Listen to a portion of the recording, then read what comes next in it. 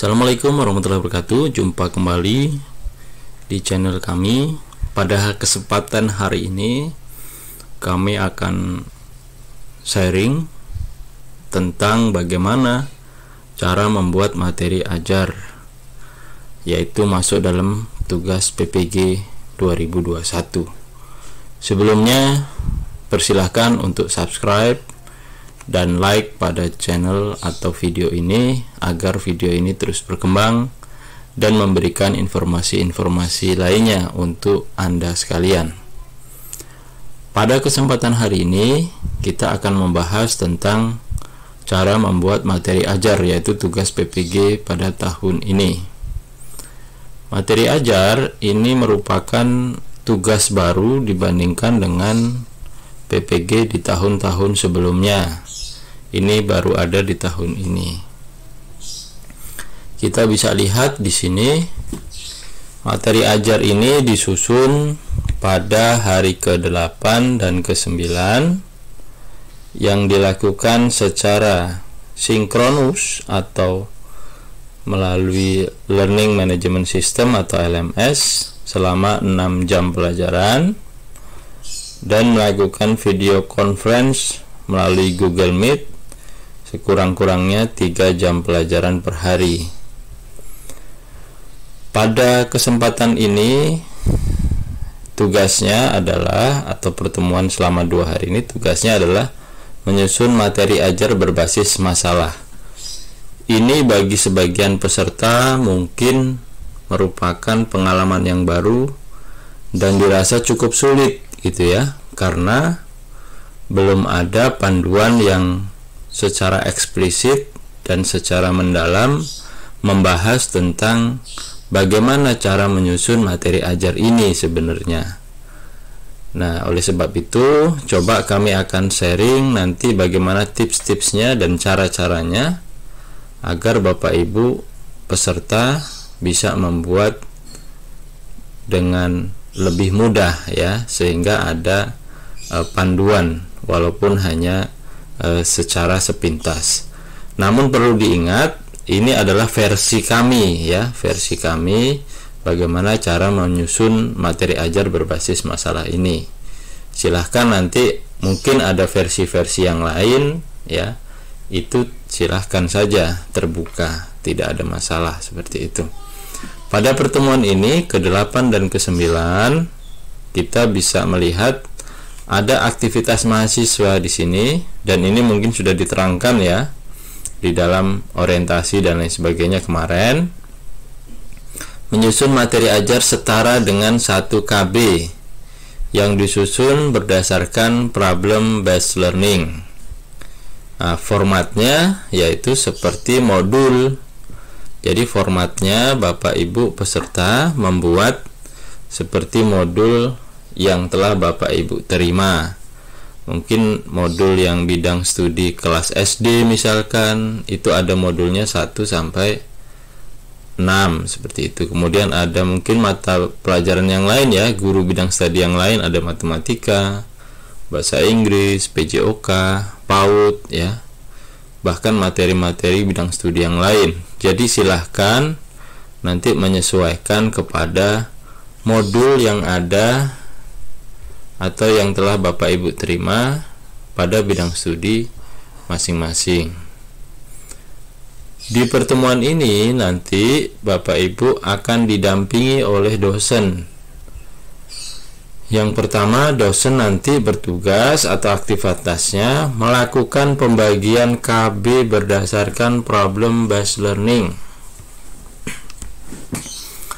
Jadi nanti Bapak Ibu menunggu arahan dan instruksi dari dosen terkait tentang KB apa yang diberikan kepada Bapak Ibu sekalian dalam melaksanakan atau membuat materi ajar berbasis problem based learning tersebut. Yang kedua, memfasilitasi penyusunan materi ajar. Jadi dosen juga memfasilitasi ya penyusunan materi ajar. Jadi dosen tugasnya ada 2 ini. Tentu saja beda dosen, berbeda juga perlakuan, berbeda juga cara, begitu ya Bapak Ibu peserta. Berbeda juga arahan, instruksi. Nah, oleh sebab itu dosen memiliki kewenangan ya dalam sebuah perkuliahan. Oleh sebab itu silahkan mengikuti instruksi dari dosen masing-masing. Ini adalah contoh cuplikan daftar isi yang saya peroleh. Contohnya ini saya ambil dari modul guru kelas SD ya, pada modul pendalaman materi IPS kalau tidak salah ini. Jadi di sini terlihat ada kegiatan belajar 1 yaitu dengan judul KB-nya itu manusia, tempat dan lingkungan. Susunan materi ajar di KB1 ini ada pendahuluan, ada capaian pembelajaran, ada sub capaian pembelajaran, ada uraian materi, ada forum diskusi, ada rangkuman, dan ada tes formatif, serta diakhiri ada namanya daftar pustaka. Nah, bagi Bapak Ibu bidang studi lain di luar PGSD atau guru kelas SD, silahkan melihat modulnya masing-masing seperti apa template atau susunan materi ajar ya, materi ajar yang ada di bidang studi Bapak Ibu masing-masing sesuai dengan modul masing-masing ya. Mungkin susunannya sedikit berbeda ya, susunannya sedikit berbeda, tidak lengkap seperti yang guru kelas SD, namun mungkin juga sebagian besar bisa merujuk ke sini ya Bapak Ibu. Nah, ini template materi ajar yang coba saya sedikit bantu menyiapkan di sini Bapak Ibu. Nanti diawali dengan cover, kemudian kata pengantar, kemudian daftar isi ya, kemudian juga KB ya. Kegiatan belajarnya disesuaikan, yang saya tandai kuning ini adalah disesuaikan, nanti Bapak Ibu akan mendapatkan KB yang mana, materi ajar yang akan disusun KB-nya KB yang mana gitu ya. Kan KB-nya banyak ya, ada 6 modul dikali 4 KB, berarti berapa itu?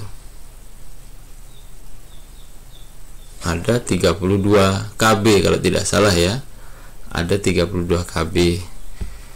Jadi nanti disesuaikan KB-nya apa. Nah, susunannya ini sama tadi dengan yang di modul, hanya saja sedikit saya tambahkan di sini. Setelah poin D uraian materi, ini ada sub materi 1, sub materi 2, dan seterusnya ya, sub materi 3, sub materi 4, dan seterusnya kalau sub materinya banyak seperti itu.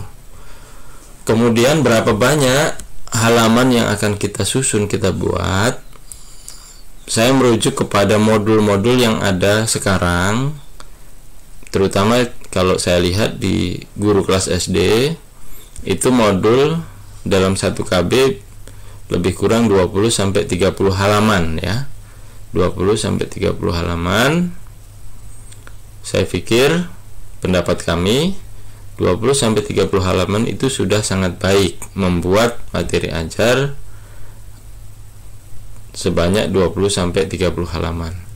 Karena jujur kan membuat ini kan juga bukan sesuatu yang gampang ya Bapak Ibu, jadi butuh waktu, butuh proses. Oleh sebab itu dikerjakan sebisa dan semaksimal mungkin oleh Bapak Ibu semua.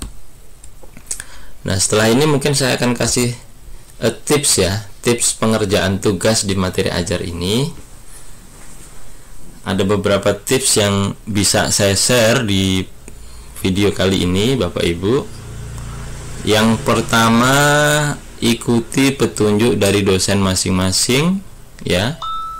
Ikuti petunjuk dari dosen masing-masing terkait tentang bagaimana cara mengerjakan materi ajar pada pertemuan 8 dan 9 ini. Kedua, apakah materi dosen atau KB ya, maksud saya, apakah judul materi ajar dosen yang menentukan ataukah mahasiswa yang menentukan? Ya, dalam pertemuan ini perlu diperjelas nanti terhadap dosen masing-masing. Kalau menurut kami memang seharusnya, karena basisnya adalah problem based learning, ya, pembelajaran berbasis masalah, dan masalah itu tentu saja adalah peserta yang mengetahui, ya. Jadi menurut saya mahasiswa lah yang dapat menentukan materi apa kira-kira di dalam modul yang sudah ada itu, KB mana yang akan dijadikan materi ajar menurut mahasiswa itu yang mengalami permasalahan seperti itu. Nah, kemudian tips selanjutnya adalah karena pengerjaan tugas ini hanya 2 hari, cukup singkat ya Bapak Ibu, sangat singkat. Bahkan mungkin ya Bapak Ibu saya tahu mungkin sudah cukup senior ya, cukup berumur bagi sebagian. Nah, artinya dengan membuat tugas ini selama 2 hari, saya melihat memang luar biasa, tantangannya berat seperti itu ya. Oleh sebab itu, nanti Bapak Ibu peserta mahasiswa, tipsnya adalah dapat berpedoman pada materi di dalam modul ya. Materi yang ada dalam modul bisa jadi di print dulu modulnya Bapak Ibu, di copy gitu ya, biar enak gitu ya, lihatnya biar enak seperti itu. Kemudian diamati ya, diamati materi-materi yang ada di dalam modul tersebut, kemudian dimodifikasi ya, dimodifikasi dengan menambahkan literatur ya, atau sumber-sumber lain. Jadi Bapak Ibu bisa mencari di sumber-sumber lain, bisa di buku online, e-book ya, kemudian internet gitu ya, atau artikel-artikel terbaru, jurnal-jurnal penelitian gitu ya. Nanti bisa Bapak Ibu tambahkan ya, dimodifikasi dari modul yang sudah ada, kemudian kita tambahkan dengan literatur-literatur yang terbaru yang kita peroleh. Nah, tips selanjutnya dari saya, dari kami, tetap tenang ya, dan dikerjakan semampunya ya. Jangan stres ya, jangan stres, tetap semangat Bapak Ibu, tetap bahagia ya. Karena yang paling penting itu kesehatan ya, paling penting kesehatan. Jangan sampai kita terbebani oleh tugas yang begitu padat tapi nanti berefeknya kepada kesehatan kita. Oleh sebab itu, tips-tips dari saya mudah-mudahan bisa memberikan ketenangan ya. Kemudian dikerjakan semampu Bapak Ibu sekalian, semaksimal mungkin. Apabila perlu saling kolaborasi ya, kalau pendapat kami gitu ya, saling kolaborasi terutama dengan rekan-rekan teman-teman di LPTK yang lain ya. Misalkan sama-sama guru kelas SD tapi ada rekan teman yang di LPTK-nya di luar ya.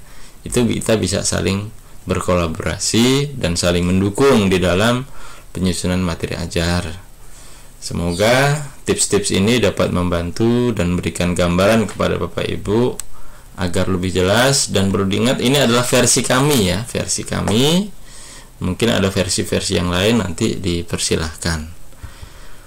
Nah, ini versi kami coba membantu membuat contoh template juga. Contoh template materi ajar itu dapat di-download pada link yang ada di deskripsi. Nanti saya akan berikan link yang ada di deskripsi. Bapak Ibu bisa menuju ke situ untuk bisa mendownload file yang saya berikan di sana. Saya pikir begitu Bapak Ibu peserta PPG sekalian. Tetap semangat, jangan menyerah ya. Kita lalui semua proses tahapan ini. Mudah-mudahan kelulusan untuk Ibu, Bapak semua akan kita capai pada tahun ini. Terima kasih. Saya akhiri, billahi taufik wal hidayah. Wassalamualaikum warahmatullahi wabarakatuh. Sampai jumpa kembali.